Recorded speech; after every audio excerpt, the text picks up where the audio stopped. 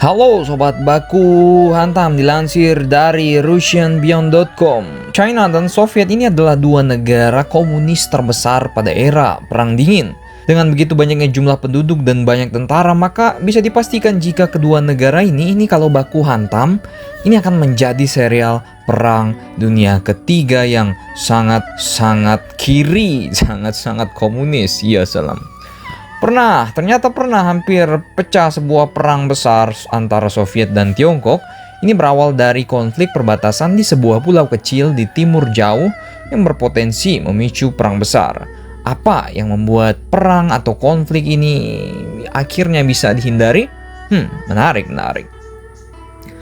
Berawal di pagi hari dengan kokokan ayam dan sejumput kopi pada 2 Maret 1969. Saat itu 300 tentara Tiongkok yang telah berjalan di atas sungai Ussuri yang beku sehari sebelumnya ini menyerang 55 penjaga perbatasan Soviet di Pulau Damansky.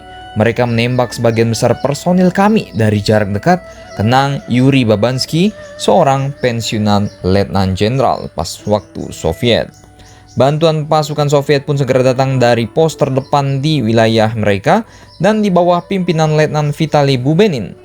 Dengan kendaraan pembawa pasukan berlapis baja, pasukan Soviet ini menggempur tentara Tiongkok dalam sebuah serangan mendadak dan berhasil memukul mundur mereka dari pulau. Namun, perang masih jauh dari kata usai. Kenapa Pulau Damansky ini bisa menjadi sengketa? Ternyata China dan Soviet juga banyak sengketa nih bos, nggak kayak tanah kalian aja yang banyak sengketa. Maaf. Pulau Damansky ini ialah sebidang kecil tanah tak berpenghuni, kira-kira berukuran 0,74 km persegi di dekat sungai Ussuri yang menjadi batas wilayah antara ini Soviet dan Tiongkok.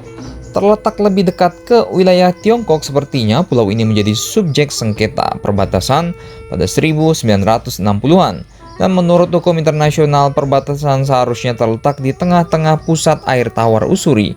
Tetapi Moskow tetap pada kesepakatan pada 1860 yang memposisikan perbatasan dekat dengan wilayah yang diklaim oleh Tiongkok. Beberapa minggu sebelum terjadi perang terbuka, pasukan Tiongkok ini kerap memprovokasi penjagaan perbatasan Soviet dan menuntut pulau yang diklaim oleh mereka itu. Sepanjang 1968 hingga 1969, mereka biasanya memasuki area beku di dekat pulau kami dengan membawa kapak dan kadang-kadang senjata. Kami bertarung melawan mereka, tetapi hanya dengan tangan kosong, kata Paman Babansky yang tadi. Hingga akhirnya memuncak pada 15 Maret seluruh divisi infanteri Tiongkok menyerang pulau itu, memaksa pasukan Soviet mundur setelah beberapa jam terjadi pertempuran hebat. Rusia, Soviet yang marah membalas dengan tembakan peluncur roket berat dari tepi yang berlawanan dan berhasil menewaskan sebagian besar pasukan Tiongkok. Katyusha dilawan. Pertempuran itu pun berhenti dan banyak korban yang fatal. Sebanyak 58 pasukan Soviet dan ratusan tentara Tiongkok tewas dalam peristiwa ini. Kenapa konflik antara teman ini bisa terjadi? Teman makan teman, ya kan? Ini sejarahnya.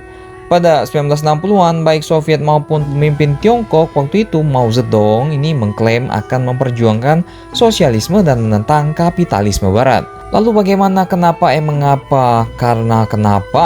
mereka menjadi bermusuhan dan berujung bentrok antar personil militer, padahal sama-sama negara sosialis.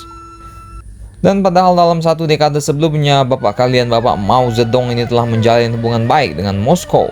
Bagaimanapun, Joseph Stalin mendukung Partai Komunis Tiongkok setelah mereka memenangi Perang Saudara dan berhasil menguasai sebagian besar Tiongkok kecuali Taiwan.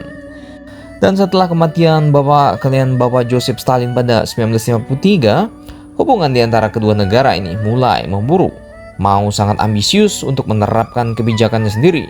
Misalnya ketika dia menyatakan tidak sependapat dengan tindakan Nikita Khrushchev tentang hidup berdampingan secara damai antara blok sosialis dan blok barat.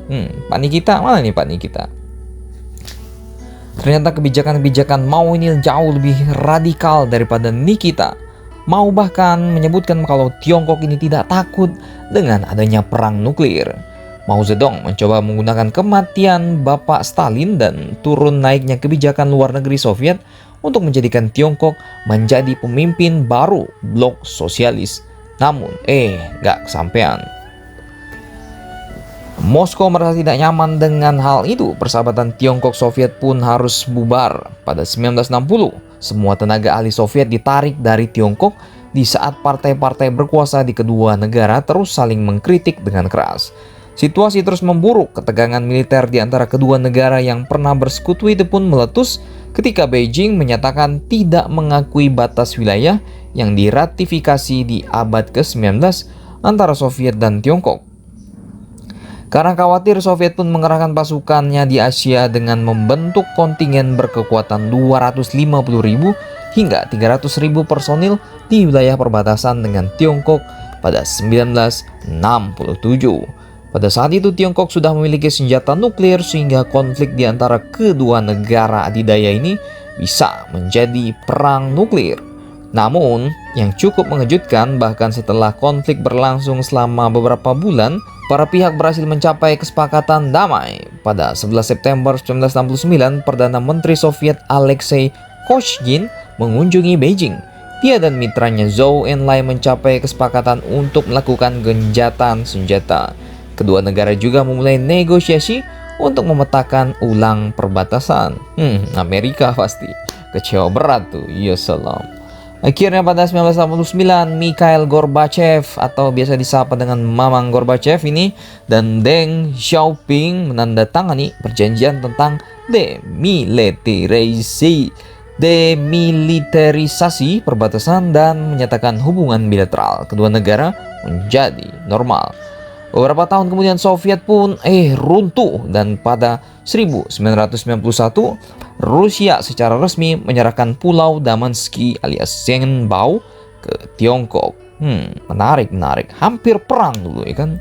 Untung saja pada 91 Rusia akhirnya mengalah ngasih ya kan. Kalau kalian yang dah lahir pada 1991, kalian dah harus punya bini sama anak nih bos. Yo salam. Sampai ke situ-situ. Bagaimana menurut kalian? Silahkan baku hantam kalian di angkringan di Pulau Damansky.